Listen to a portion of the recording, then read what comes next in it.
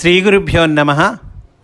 శ్రీకృష్ణ గురు చరణ సన్నిధి అనే గ్రంథంలోని అంశాలను చెప్పుకుంటూ ఉన్నాము.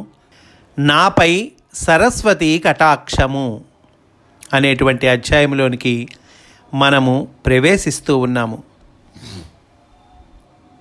పూజ్యులు శ్రీమాన్ అనంతాచార్య తాతగారి సన్నిధి నా భాగ్యమున విశాఖలో నేనున్న కాలమున తటస్థించినది. అంటే ఆయన సన్నిధి లభించిందటండి. వారు వేదములలోని విజ్ఞానాంశములను నాకు బోధించడివారు.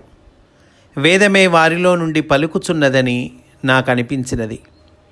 వేదమే 20వ శతాబ్దములో మానవులకు తనకు తాను వ్యక్తము చేయ సంకల్పించినదై అనంతాచార్యుల వారి రూపమును పొందినది. మాస్టర్ గారు వారిని గూర్చి నవీన ఋషి అని కీర్తించిరి. మాస్టర్ గారి బాల్య రచన ఋతుగాన కావ్యమును 18/6/1976 పఠించి తిని విశ్వనాథ వారి ప్రశంస నన్ను ఆకట్టుకొన్నది. హేమంత ఋతు వర్ణనము అద్భుతము.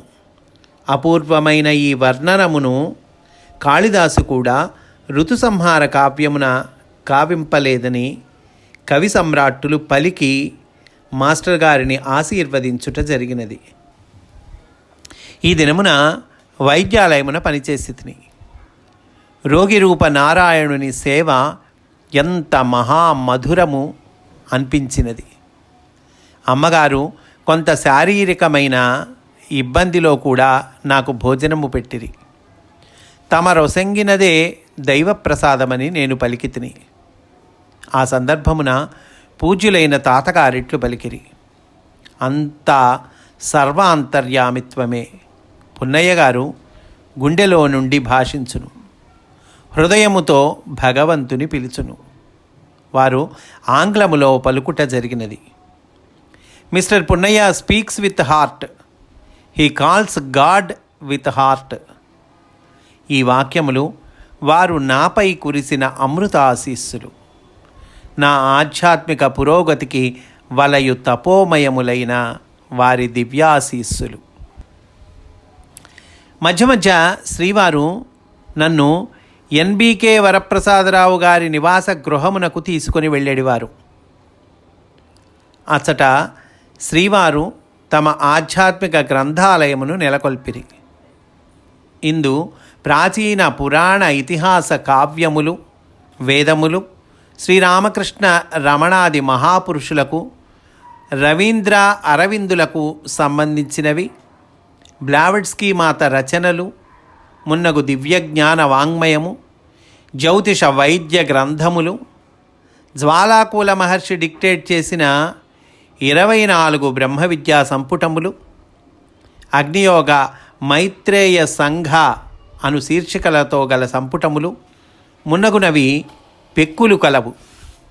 ఒకసారి మేమిరువురము ఈ ప్రదేశమున ఉండగా శ్రీవారు ధన వ్యయము విషయమున అడిగిన పరామర్శకు తగిన విధముగా బదులు పలుకలేనైతిని.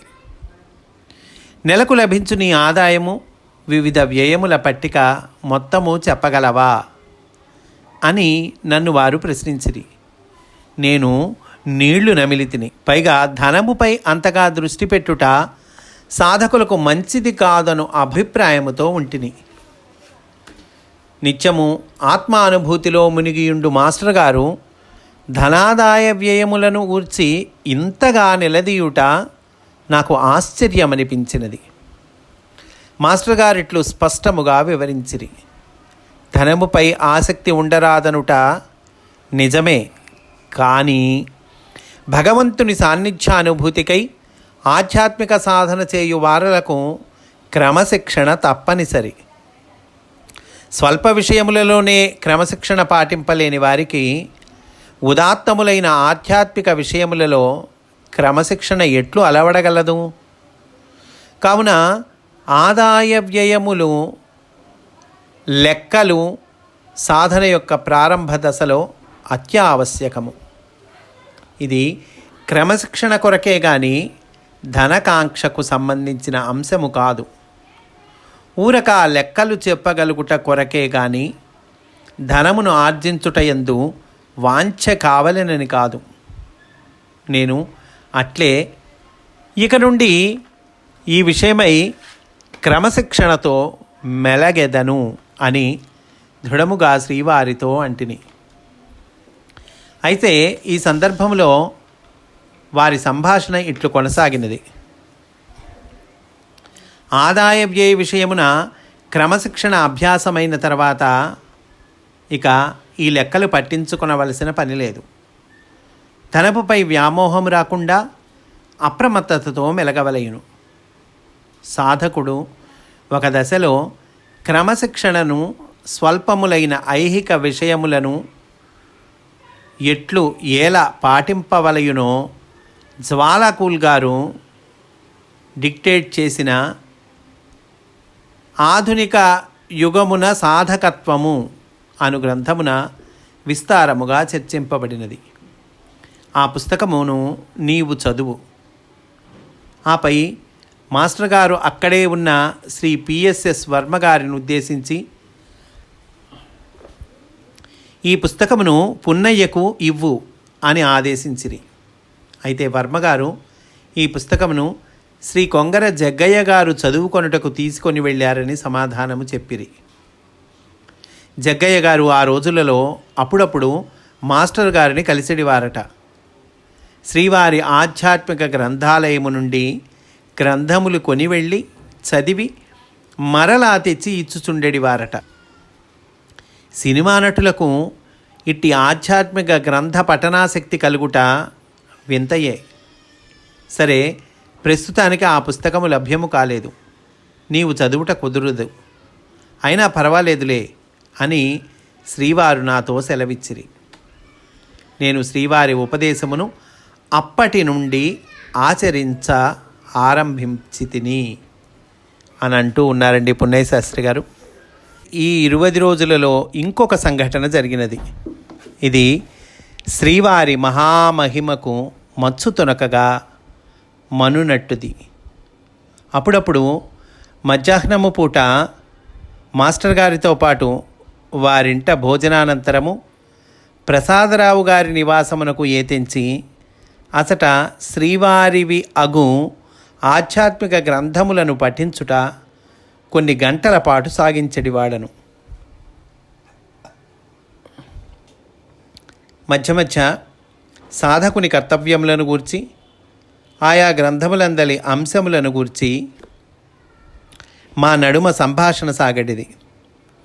శ్రీవారి దివ్యమగు పారమార్థిక సంభాషణ సుధను క్రోలు భాగ్యము నాకందినది.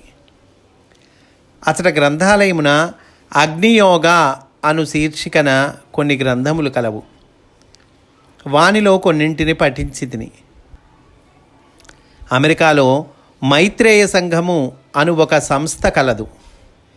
ఈ సంఘ సభ్యులు కొందరు మైత్రేయ మహర్షుల వారి నుండి సాధనోపదేశములను అందుకొన్నవారై పుస్తక రూపములలో అనుమతి ఉన్నంత వరకు పొందుపరచుట జరిగినది. నేను మైత్రేయ అను పేరు గమనింపగనే కుతూహలిత స్వాంతుడనై ఆ శీర్షికన గల కమ్యూనిటీ ఆఫ్ మైత్రేయ పుస్తకమును శ్రీవారి అనుమతి లేకుండగానే గ్రంథాలయము నుండి స్వీకరించి 3/1/1976 పఠింపసాగితిని. రాత్రివేళ మాస్టర్ గారి నివాస గృహమునకు వెళ్ళవలసి ఉన్నది. అచటనే భోజన శయనాదులు. ఈ పుస్తకమును అతడికి తీసుకొని వచ్చి కొంతసేపు పఠించి ఆపై నిద్రలోని కరుగుటకు ముందు దానిని భద్రముగా ఒక చోట పెట్టి తిని. మరునాడు తిరిగి ప్రసాదరావు గారింటికి వెళ్ళు సమయమునకు నేను పెట్టిన చోట ఈ పుస్తకము కొరకై వెదకగా కనపడలేదు. దానిని పోగొట్టుకున్నందుకు మాస్టర్ గారు కేకలు వేయుదురని జంకు పుట్టినది. మధ్యాహ్నము వారిని అనుగమించి ప్రసాదరావు గారింటికి చేరితిని. కొంతసేపైన పిదప గ్రంథాలయమును పరిశీలించుచుండగా నిన్న నేను గ్రహించిన గ్రంథము ఎప్పటి చోటునందే ఉండుట నా గమనికకు వచ్చినది. మాస్టర్ గారి ఇంటికి నేను నిన్న తీసుకొని వెళ్ళిన పుస్తకము మరలా ఇచ్చట యథాస్థానమును ఎట్లు చేరినదో నాకంతు పట్టలేదు.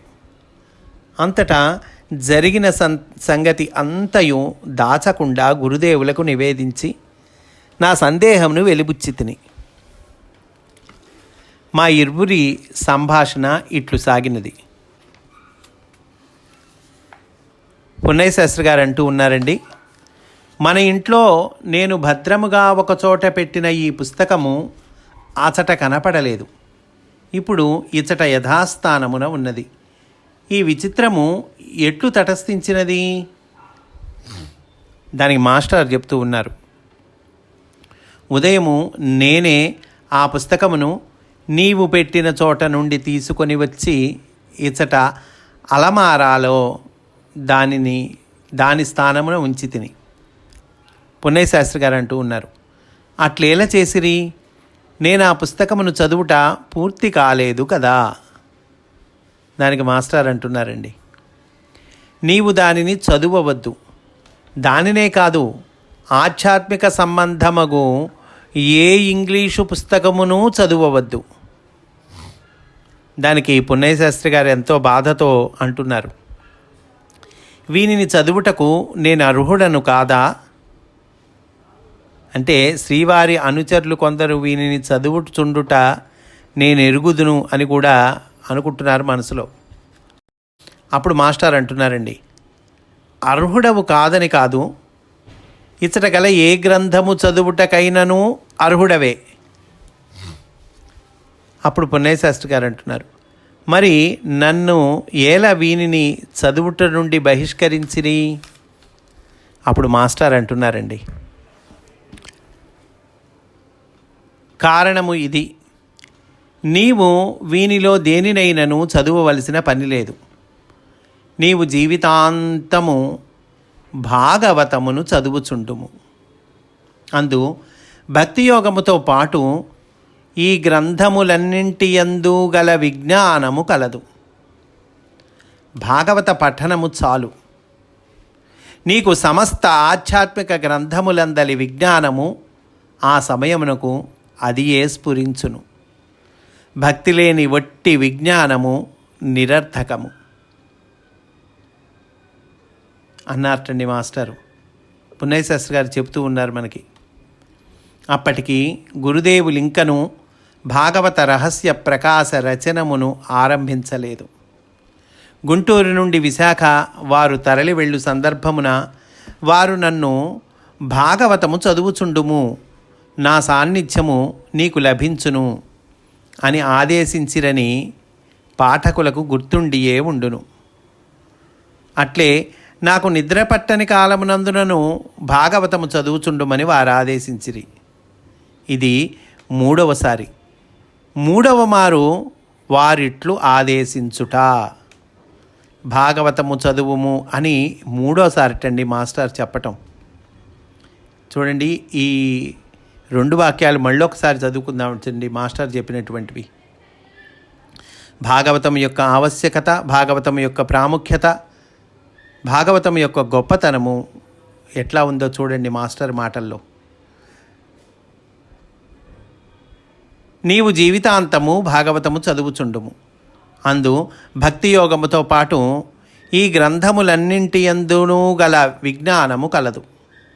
భాగవత పఠనము చాలు, నీకు సమస్త ఆధ్యాత్మిక గ్రంథములందలి విజ్ఞానము ఆ సమయమునకు అదియే స్ఫురించును. భక్తి లేని వట్టి విజ్ఞానము నిరర్థకము. పున్నయ్య శాస్త్రి గారు చెప్తూ ఉన్నారు, నేను వారి మాటలకు ఎంతయో ఆనందించి తిని. అంతేకాక సమస్త విజ్ఞానము ఆ సమయమునకు నాకు ఎట్లు స్ఫురింపగలగలదు? ఏ గ్రంథమునైనను చదువుటకు నాకు అర్హత ఎట్లు కలదు? ఇదంతయు గురుదేవుల చలువయే అని నిర్ధారితమైనది.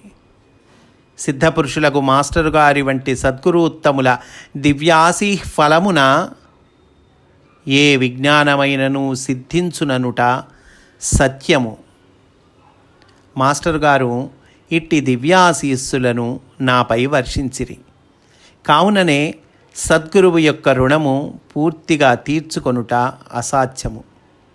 శ్రీకైవల్యమునే వసగగలుగు గురువరేణ్యులకు విజ్ఞానమును దర్శింపచేయుట విశేషము కాదు.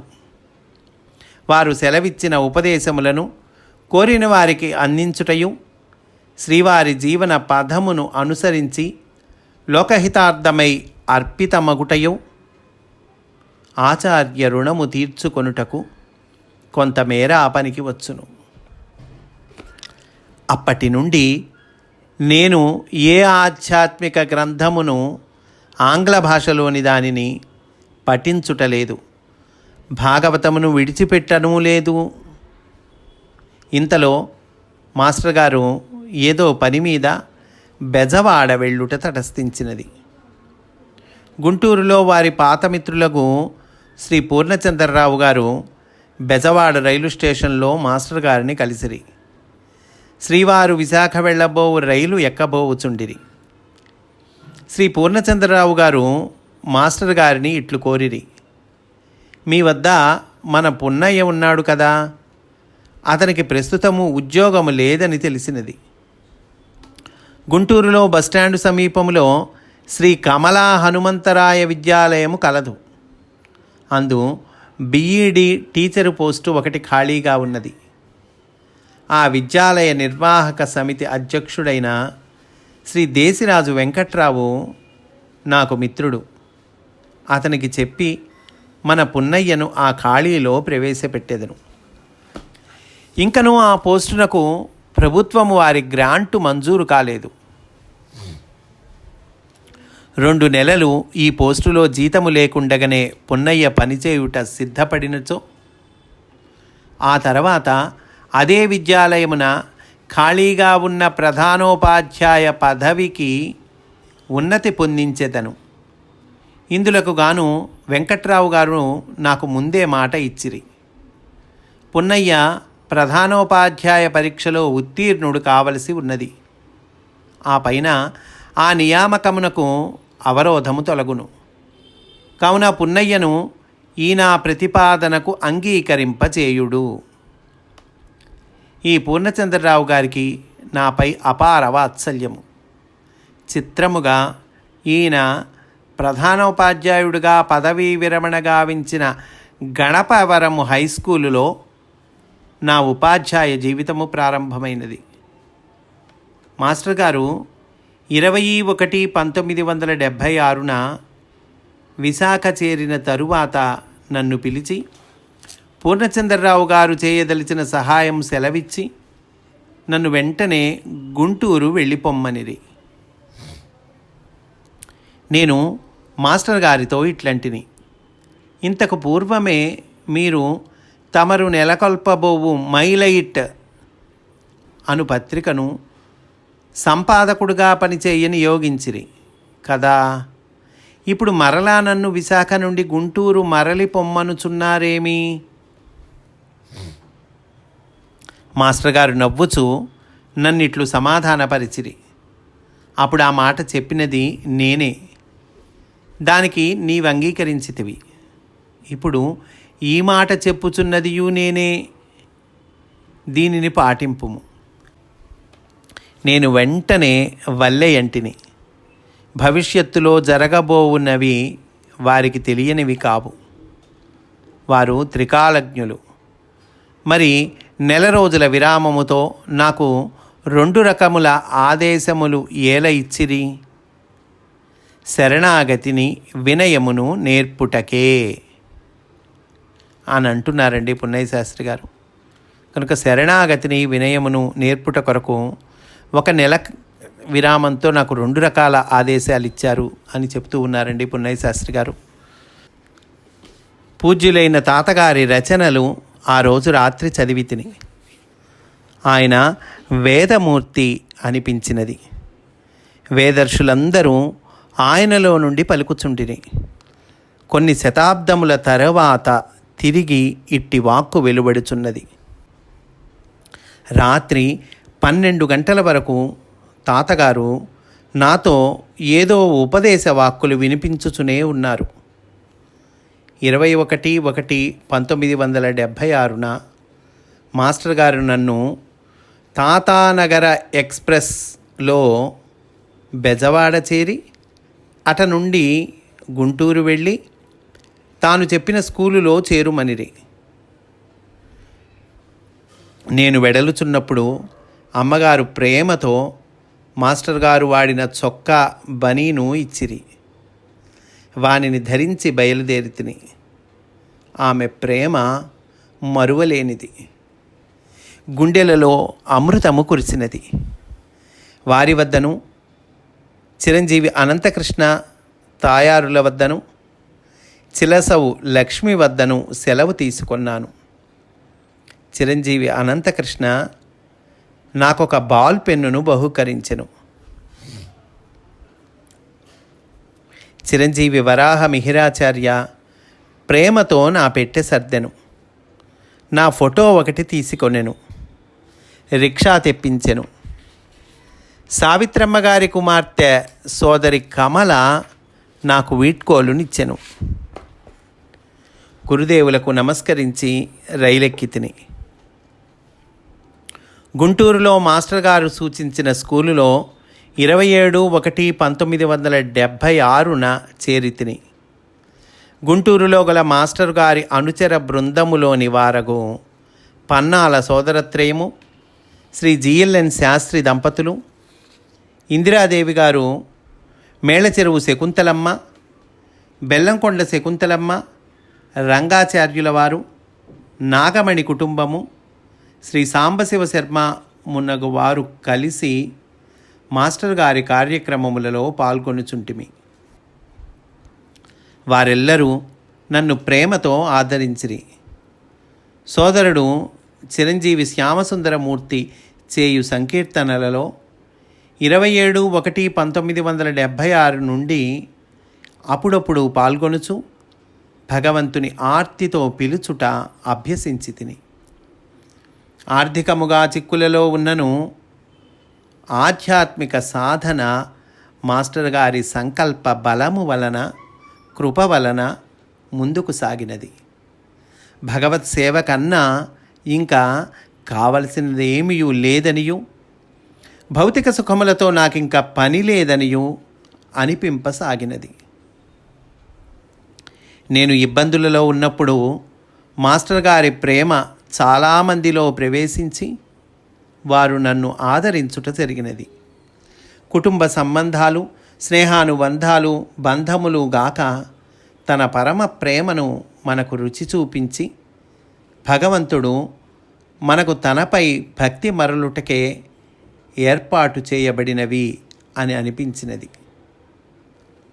ఒక రోగికి ముఖముపై లేచిన పొక్కులకు గాను రోగి చరిత్ర గ్రహించి మాస్టర్ గారి సూచనపై రూస్టాక్స్ 200 ఆ పైన సెపియా 200 వాడితిని. గుంటూరులోని స్కూలులో నేను సాంఘిక శాస్త్రమును, ఆంగ్లమును బోధించి తిని. వాస్తవమునకు నేను బీఈడీలో సాంఘిక శాస్త్రమును చదువులేదు. అయినను ఆ విషయమును తపస్సు వలె అధ్యయనము గావించి బోధించి తిని అని అంటూ ఈ అంశాన్ని పూర్తి చేశారండి పున్నయ్య శాస్త్రి గారు.